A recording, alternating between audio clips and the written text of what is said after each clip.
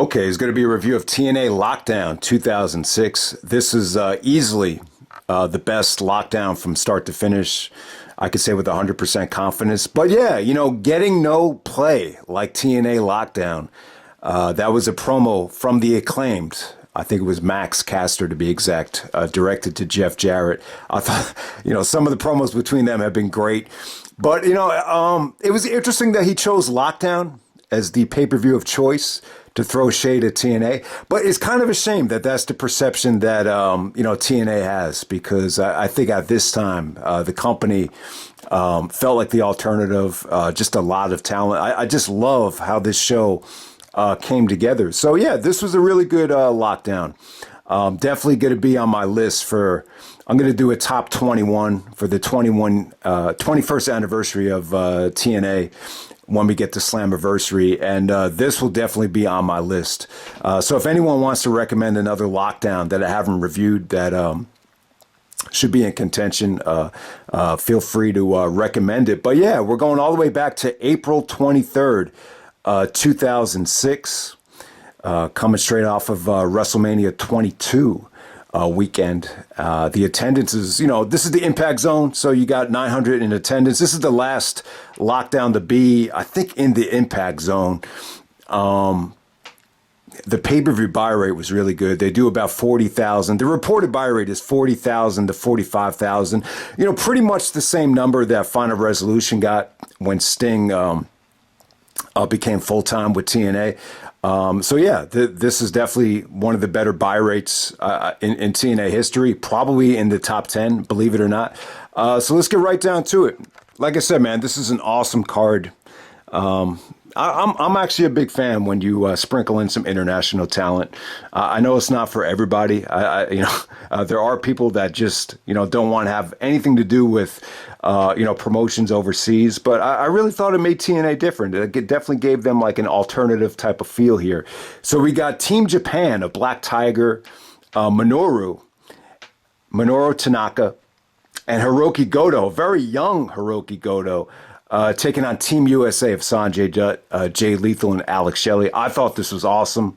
I thought this was just incredible. So they were able to do a tag match right here. This kind of gave you a preview of the World X Cup that they were doing, which was, I believe it was a trios tournament featuring teams from around the world. But I thought this is beautiful stuff. I mean, the teamwork from, you know, the TNA X Division guys, I thought was great. This was like before Russo came in. This was when they were just no nonsense.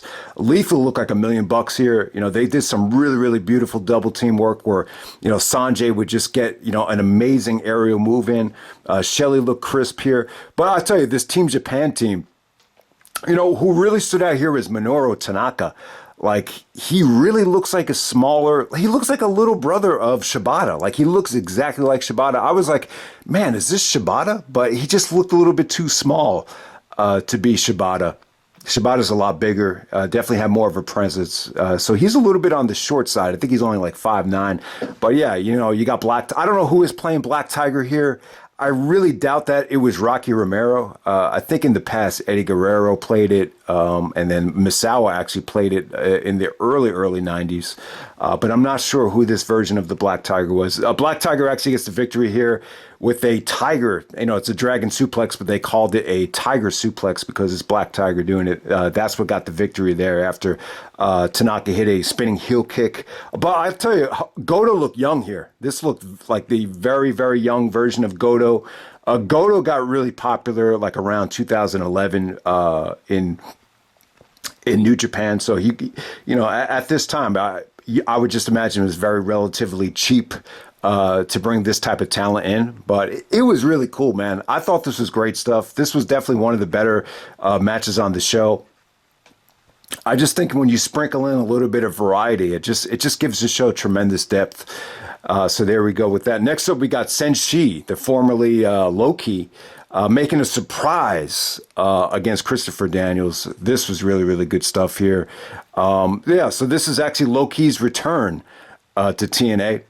I'm not a big fan of rebranding him as Senshi. Senshi is actually Japanese for warrior, so you definitely get it. But, you know, it's funny. Like, I hate to bring up this Sicilian thing again, but I believe Low-Key and Daniels are both Italian. If you look up Christopher Daniels' real name, I believe it's actually an Italian last name.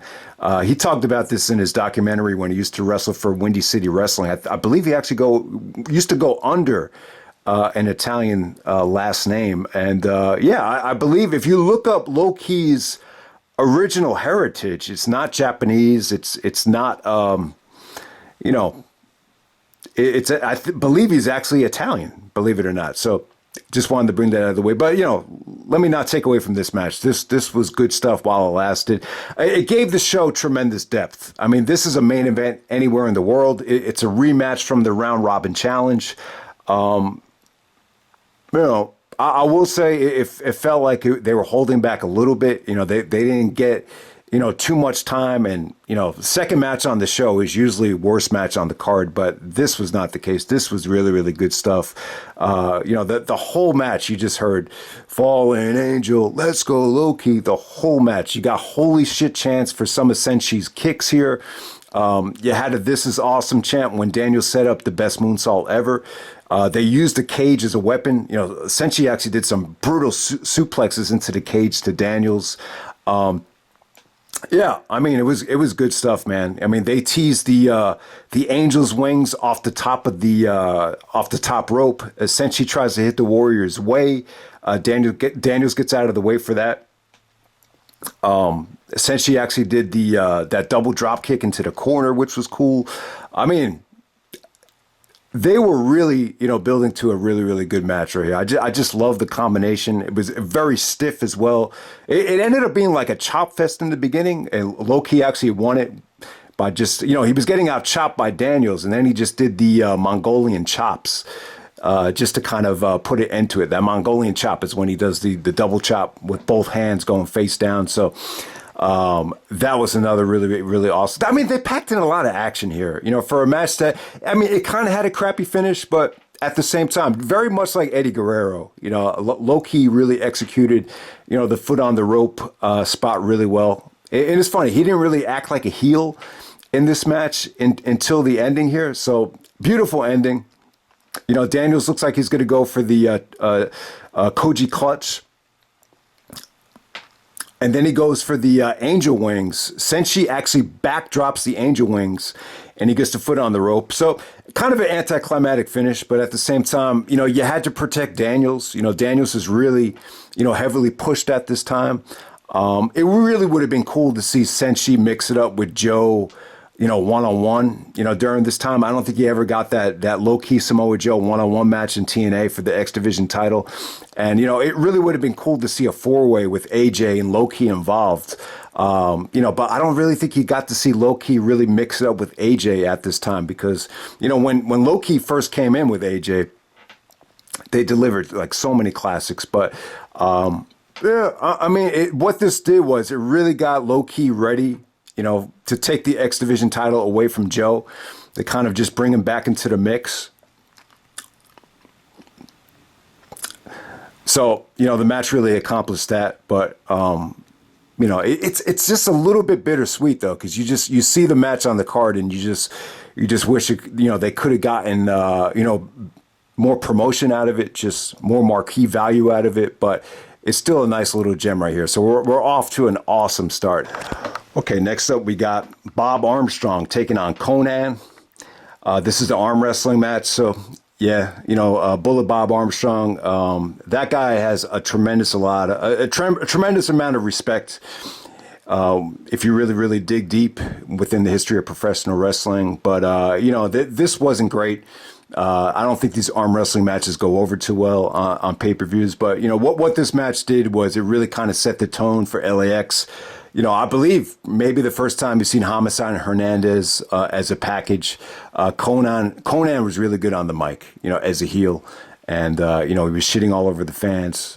His insults directed at the, you know, Billy Gunn and the Road Dogg with the father went over very, very well. But, yeah, I mean, the ending was a little bit over the top, and it kind of got silly at the end of this thing. But you get the point. Good character development for Konnan and LAX, and we move on from there. All right, next up we have the XSCAPE match. This is Chris Sabin, Elix Skipper, Petey Williams, Chase Stevens of the Naturals, Shark Boy, believe it or not, and Puma. All right, so these escape matches, they feature a lot of X Division guys. They do this every single year at Lockdown. Basically, it's an elimination match by pinfall. And the last two guys remaining, you have to win the match by escaping the cage. So it's a pretty cool concept. I thought this definitely had its moments. You know, you're getting more guys than some of the other years with this match. A lot of times it's just, you know, maybe 4 guys. This time you have, there's got to be at least 6 here. So, yeah, I thought this was really, really good stuff. I thought everybody looked good here. You know, Elix Skipper, I thought he looked okay. I think the problem with having Skipper in this type of match is, you know, he's really overshadowed by that bump at Turning Point 2004 when he was in a cage match and he walked the top of the cage and he did the Hurricanrana to America's Most Wanted. Because he's not going to do anything to that degree, you know, you're going to be let down by him. But I thought he looked good here from a wrestling standpoint. You know, not a great showing from him, but it was pretty good stuff here. I mean, the highlight in terms of spots is Chase Stevens of the Naturals actually does a shooting star press off the top of the cage. You know, it didn't really have the effect that you would think. You know, these cages at Lockdown, they're very small compared to like a WWE style, you know, Hell in a Cell or a cage match. So it's not an astronomical bump, but it was pretty cool. I mean, the fans really, really love this stuff. I'll tell you, the highlight here was Chris Sabin and Petey Williams. You know, what an underrated, you know, rivalry I think they had. I thought their work together was really, really good. Puma was good too. I gotta shout out Puma. This dude wrestled in the World X Cup. He's from Mexico. He really brought a lot of depth, I thought, to the X Division at this time. That the highlight here with Puma, Petey Williams actually slingshots him into Chris Sabin, and then Sabin does the cradle shock Death Valley driver to put Puma away. So then it comes down to just Sabin and Petey Williams. Good stuff, man. I thought they worked a good ending here. You had Scott D'Amore, you know, who's the coach for Team Canada. Obviously, Petey Williams, the Canadian destroyer, is with, you know, Scott D'Amore. So D'Amore's trying to pull, you know, Sabin down. And, you know, Sabin's actually able to just get Petey to drop on D'Amore. And then Sabin actually just has a free line just to fall off of the cage. So it's a pretty creative ending. So, you know, Scott D'Amore getting in the way kind of, you know, bites Petey Williams in the ass. And then we move on from there. But, you know, a good escape match. I thought it was really, really good stuff. And then we move on from there. We got Samoa Joe defending the X Division Championship against Sabu. All right, hell of a matchup right here. I love the combination.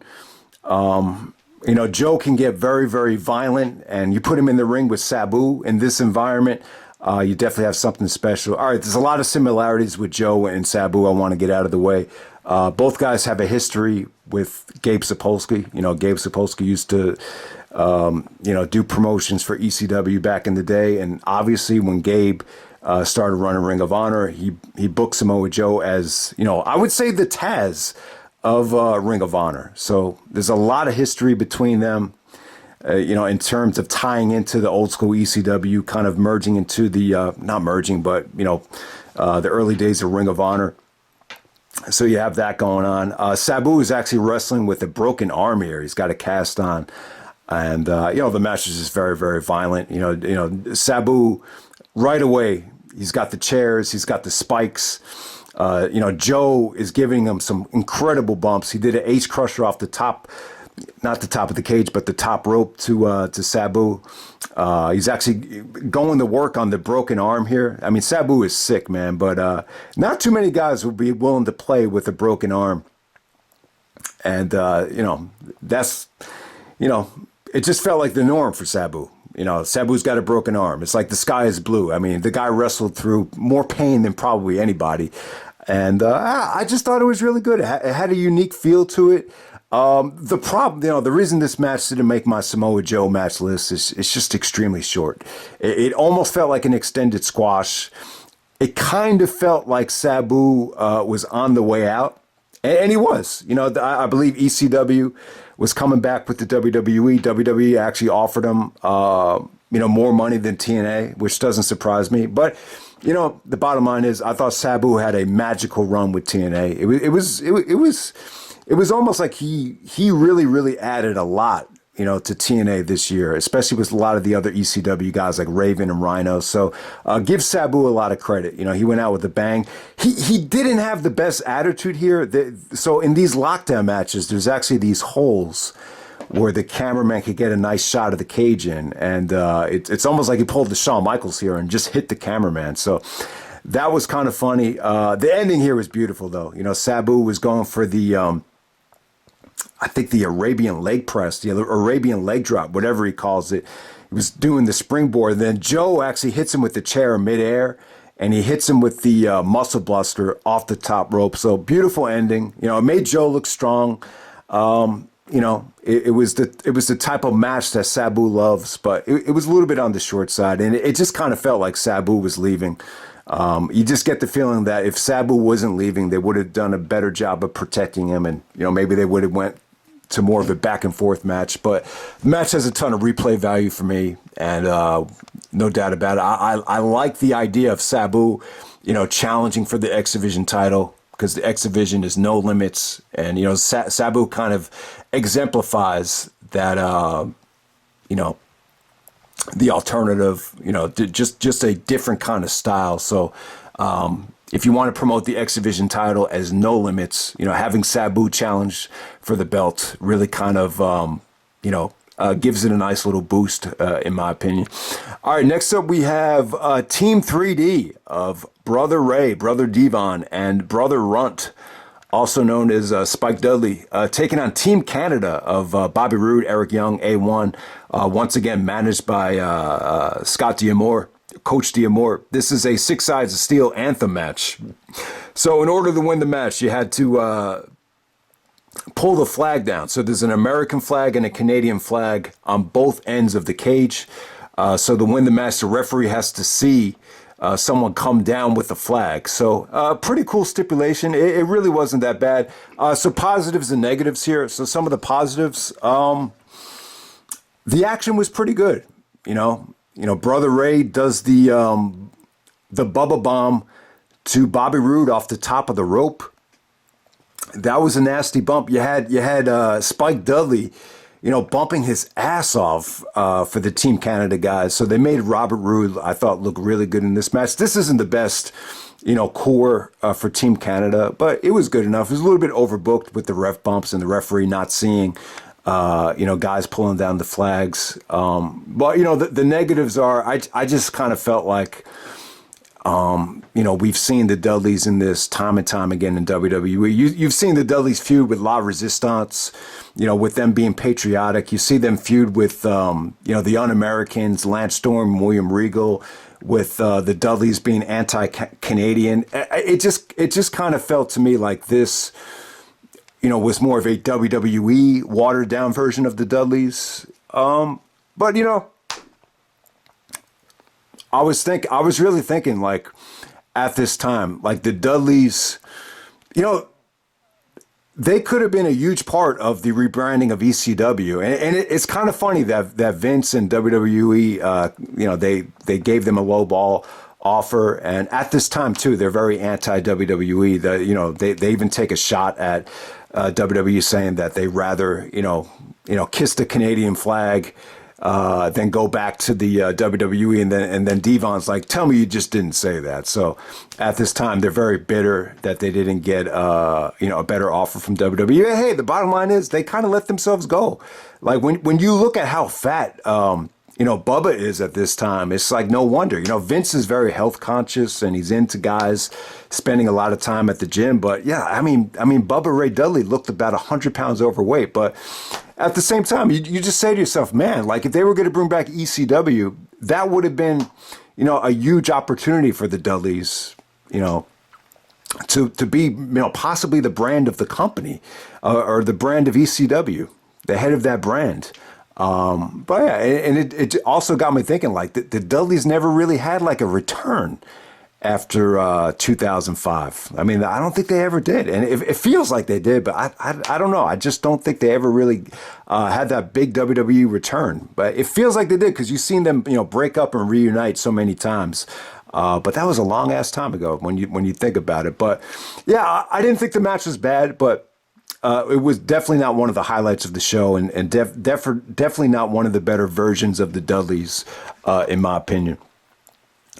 All right, next up we got Christian Cage taking on Abyss. 6 odds of steel for the NWA World Heavyweight Championship. This was good stuff right here. Really got me thinking about Christian. I mean, I've talked time and time again about, I have mixed feelings on Christian going to TNA, but what it really did was it kind of killed, a bird with two stones. I think Christian wanted to get off the road and, have a nice little break, play video games, enjoy the weather in Tampa, all that good stuff, just like Jericho was about to do. But at the same time, it's like Christian really didn't get a chance to show that he was a main eventer. I think at that time, he just felt like he wasn't going to get the chance. Who knows? Maybe he would have. But he was able to show that he could play a really, really good, babyface going up against a monster. This got really personal here. James Mitchell actually invaded Christian's home. I think Christian's wife was pretty hot. I think her name was Denise. She was blonde. James Mitchell actually says, no reason to call the cops. Just tell your husband that we're coming for him.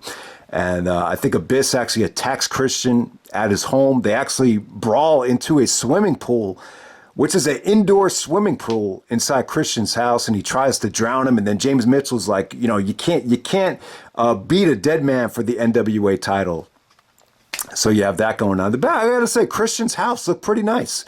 For someone that never really got to the main event level, it looked like he did very well for himself in the WWE. And the fact that he could, leave, go to TNA, take less money, and spend more time at home.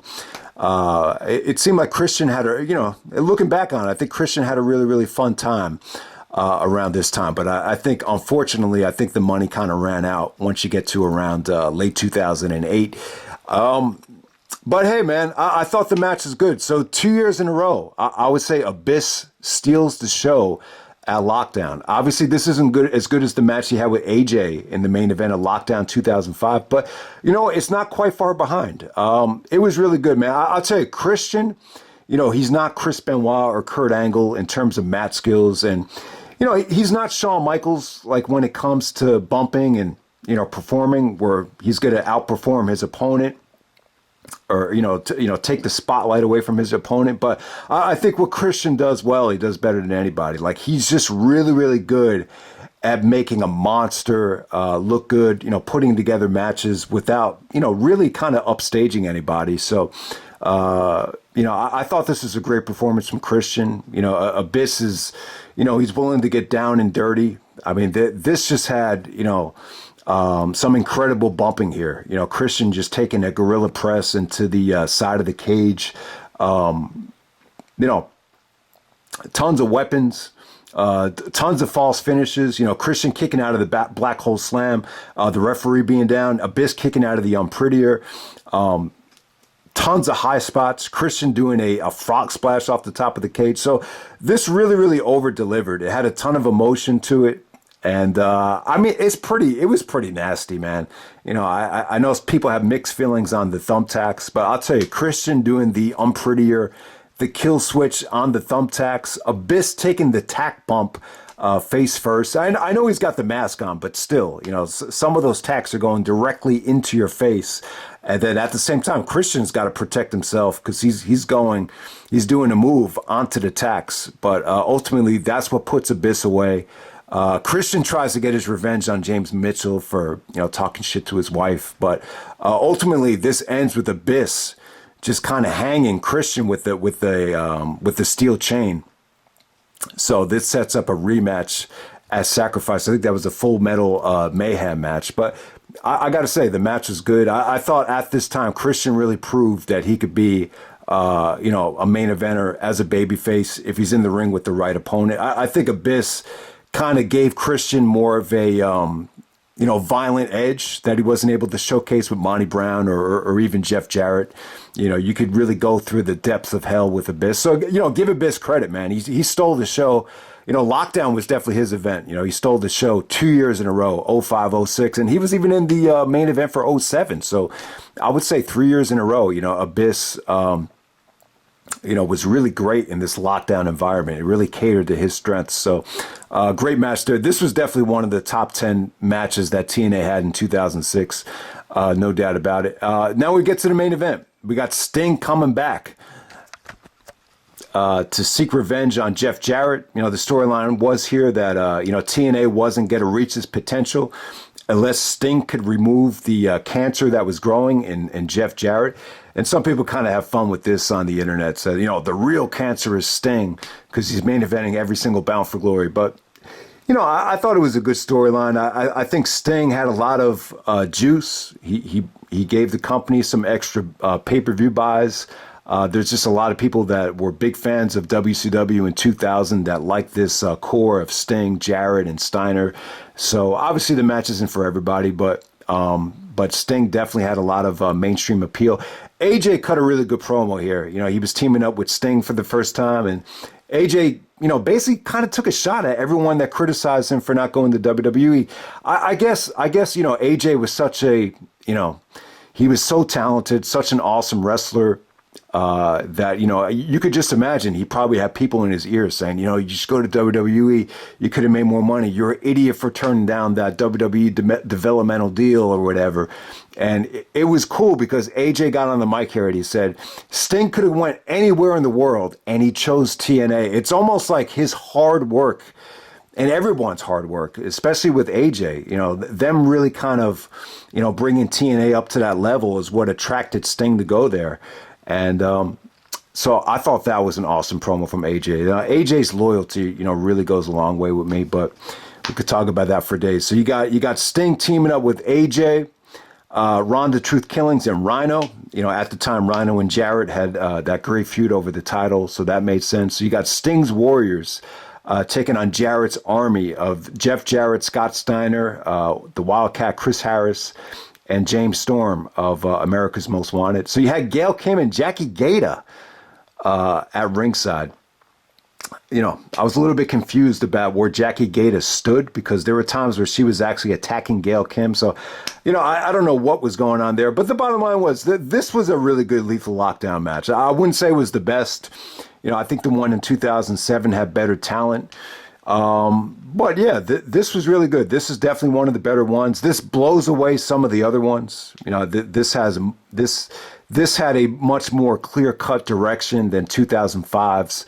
And there were some other Lethal Lockdowns that really, really became a joke over the years. But this was good. I would say this was a really, really good Lethal Lockdown match. It starts off with AJ and Wildcat Chris Harris. Now they start off the match. AJ sets the tone. I thought the stuff that they did together was great. AJ got pretty bloody earlier on in this thing, so they wrestled for the first 5 minutes. Yeah, Chris Harris looked good. He was a good heel at the time.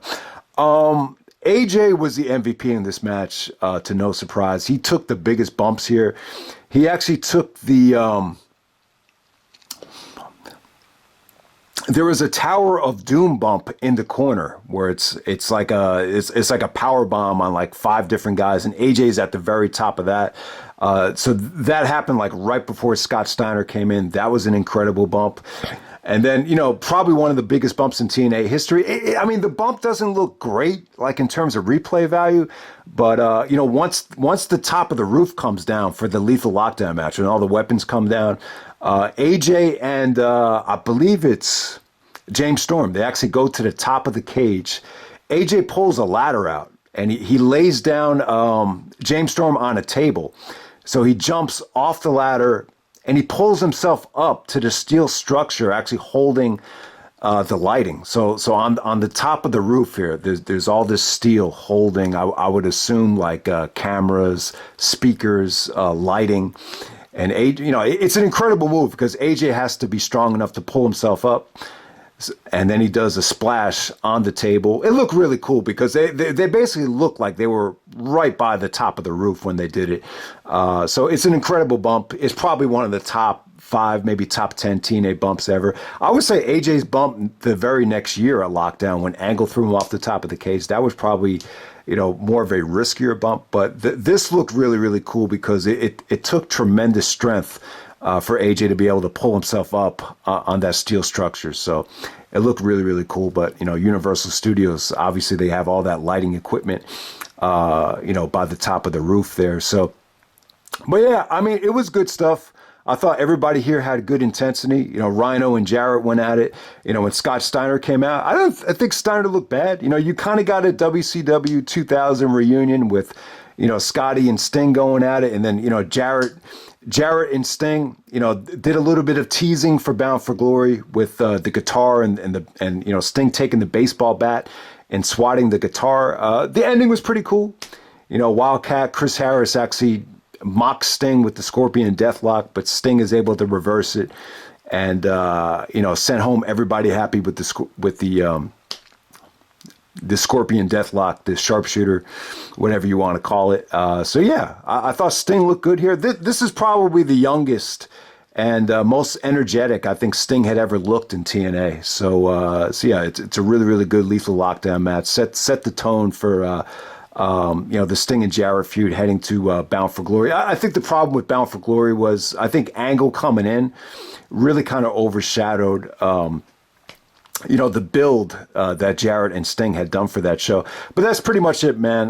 This is Lockdown 2006. I thought this was a really, really good pay-per-view for TNA standards. It's definitely the most consistent Lockdown. I feel like they gave you a little bit of everything. You got title matches, you got the War Games main event. I thought this actually got a better reaction than, War Games at Survivor Series, just in terms of, the entrances and the overall feel, to be honest with you. You got the Team 3D with the Dudleys being patriotic. I know that's not for everybody, but you got that there. Joe and Sabu definitely had like an ECW type of feel to it. You got international appeal. You got X Division guys. I mean, you got, Low Key and Christopher Daniels. They were in the first Ring of Honor main event, round robin challenge. I don't think any of their matches were ever classics, but, for them to have the second match on the show and, you got Low Key surprise right there, which, could have been better promoted. And, it almost felt like when Low Key won the X Division title, it felt like the X Division, were kind of, they really weren't getting that main event spotlight anymore. So you almost wish that Low Key, was able to mix it up a little bit more with that AJ Daniels and Joe with that core. But other than that, man, I thought this was an incredible show. So if there's any more Lockdowns that anyone thinks is worth reviewing, anyone wants to recommend, definitely go recommend. I'll probably review Lockdown 2008 because looked like Angle did a podcast of that show as well as Jarrett. So it should be interesting to follow up on anything that was said there. But I don't know. I think that's pretty much it. I would doubt that Lockdown 2009 or even 2012. I have those shows. I just don't think they would probably make that list.